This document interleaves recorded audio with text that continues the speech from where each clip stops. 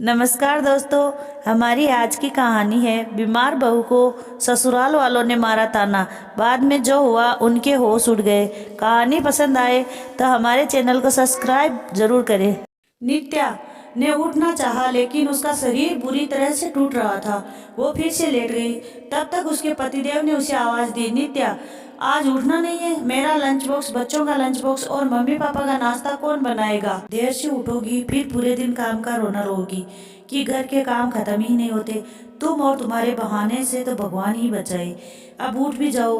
तुम्हारे पिताजी ने तुम्हारे साथ कोई नौकर चाकर नहीं भेजे जो आराम से बिस्तर पर पड़ी हो। सारे काम तुम्हें खुद ही करने हैं। पति वीरेश ने तंज कसते हुए कहा, वीरेश रोज सारा काम मैं ही करती हूँ। आज अगर उठने में लेट हुई तो आपने ये जानने तक की कोशिश नहीं कि आज क्या हुआ जो तुम अभी तक नहीं उठी हो। आप भी अपने माँ पापा की तरह मुझे सुनाने का एक भी मौका नहीं छोड़ते। मुझे रात भर तेज बुखार था, पूरे शरीर में दर्द था। मैंने उठने की कोशिश की लेकिन शरीर ने साथ नहीं दिया। यह नित्या ने कराते हुए कहा, माँ सच ही कहती है, तुम्हारे बहानों से तो कोई जीत नहीं सकता। अच्छा भला शरीर है लेकिन आए दिन कोई ना कोई बीमारी का बहाना लेकर बैठ जाती हो। तुम्हें देखकर तो कोई नहीं कहेगा तुम्हें भी कोई तकलीफ है। चलो आज तो लंच बॉक्स, ब्रेकफास्ट कुछ भी मिलने से रहा, उल्टा बच्चों के लिए भी मैं ही कुछ अरेंज करूं, तब उन्हें स्कूल भेजूं। कहते हुए वीरेश कमरे से बाहर निकल गया और एक बार भी नित्या की तरफ पलट कर नहीं देखा। वीरेश की बेरुखी देखकर नित्या की आंखों में आंसू बहने लगे। वीरेश ने बाहर आकर अपने मम्मी पापा को बता दिया, आज आप लोग अपना नाश्ता खाना खुद ही देख लीजिए, मैडम जी की तबीयत ठीक नहीं है। इतना सुनते ही सास ससुर भी बड़बड़ाने लगे, हमारे नसीब में तो बहू का सुख ही नहीं लिखा है। एक दिन सही रहती है, बाकी दिन बीमारी का बहाना करके आराम फरमाती है। हमसे ये सब काम नहीं होंगे। अपने बच्चों का इंतजाम करते जाना। हाँ हाँ, आप चिंता मत करिए, मैंने बच्चों को लंच बॉक्स में ब्रेड बटर देकर रेडी कर दिया है और स्कूल छोड़ता हुआ ऑफिस निकल जाऊंगा। कहते हुए वीरेश दोनों बच्चों को लेकर घर से निकल गया। सासू माँ ने उठकर अपना और ससुर जी का ब्रेकफास्ट रेडी किया और खाने बैठ गई। पति ने अपना और बच्चों का निपटा दिया। सासू माँ ने अपना और ससुर जी का निपटा लिया, लेकिन नित्या की याद किसी को नहीं आई कि उससे पूछकर कोई उससे एक कप चाय और बिस्कुट ही देता जिससे वो दवाई ले लेती। वो हिम्मत करके जैसे तैसे उठी, ब्रश करके अपने दूध बिस्किट लिए, फिर दवाई खाकर लेट गई। रोज एक सुबह 5 बजे से उठकर चक्रधनी की तरह नाचती रहती, जिधर जो आवाज लगाता उसी दिशा में भागती चली जाती। सबसे पहले वीरेश और सास ससुर को ब्रेड टी देना, फिर बच्चों को उठाकर स्कूल के लिए तैयार करना, पति और बच्चों को लंच बॉक्स देना, बच्चों को स्कूल छोड़ने जाना, वापस लौटते समय सब्जियों फल दूध सब लेते आना। घर आकर सबसे पहले सास ससुर को ताज़ा नाश्ता बनाकर देना, घर की साफ सफाई, कपड़े धोना, बर्तन साफ करना वो खुद ही करती। उससे कोई मेड भी नहीं लगा रखी थी।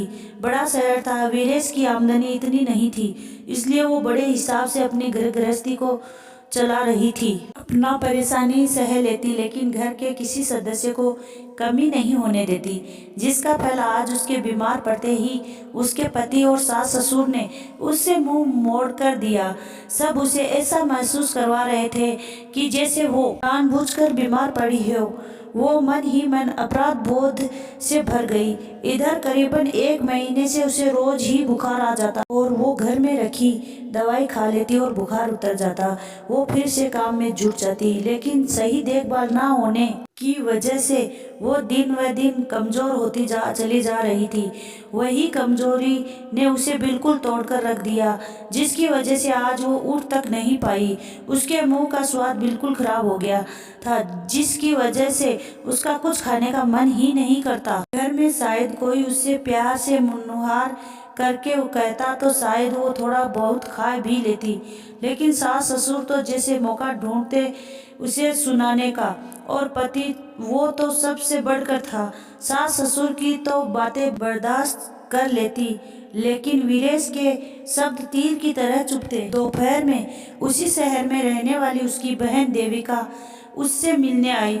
नित्या को लेटे देखकर उसने उसे छूकर देखा तो बोली, तुम्हें तो बुखार है, उठो अभी चलो मेरे साथ डॉक्टर के यहाँ। आजकल बुखार की जांच करवाना बहुत जरूरी है, उसी हिसाब से इलाज होगा। करते रहे कि वो पड़ गई तो घर के काम कैसे होंगे।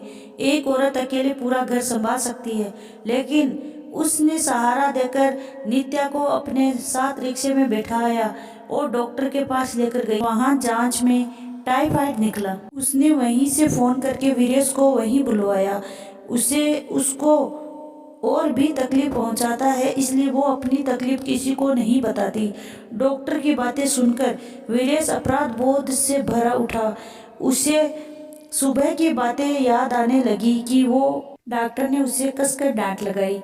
एक ही घर में रहते हुए आपको अपनी पत्नी की गिरती हुई सेहत नहीं दिखाई दी, या फिर देखकर भी नज़रअंदाज उसके जरा से भी बीमार होने पर घर में कोई उसकी तकलीफ नहीं समझता, बल्कि अपने कड़वे शब्दों से तरह उससे नित्या को मम्मी पापा के साथ मिलकर सुनाया था। मैंने उससे एक बार पूछना तक जरूरी नहीं समझा कि तुमने कुछ खाया या नहीं, फिर तुम पूरे दिन कैसे मैनेज करोगी।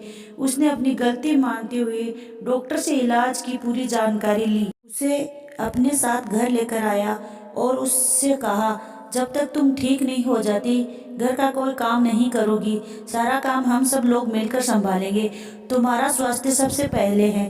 पहले ही मेरे रूखे बर्ताव की वजह से तुम्हारा ये हाल हो गया। वीरेश की बातें सुनकर नित्या के चेहरे पर मुस्कुराहट फैल गई। आज वह उसे बहुत अच्छा लगा। कम से कम पति ने उसकी तकलीफ तो समझी। बेटे की बातें सुनकर सास ससुर भी समझ गए अब उनकी दाल नहीं गलने वाली, इसलिए अब थोड़ा बहुत तो काम उन्हें ही करना पड़ेगा।